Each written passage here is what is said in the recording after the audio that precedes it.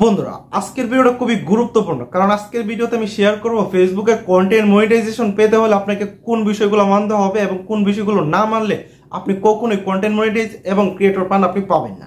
তাই পুরো ভিডিওটা না টেনে দেখার চেষ্টা করবেন। আজকের ভিডিওতে জাস্ট দুইটা প্রবলেম আমি সলভ করে দেবো। জাস্ট এই দুইটা বিষয় যদি আপনি জানেন তাহলে আশা করি আপনার কোনো ধরনের সমস্যা হবে না।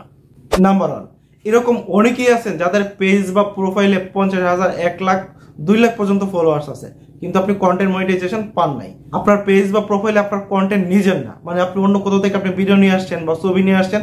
সো এই ধরনের কন্টেন্ট যদি আপনার পেজে বা প্রোফাইলে থাকে আপনি কোনোদিন পাবেন না।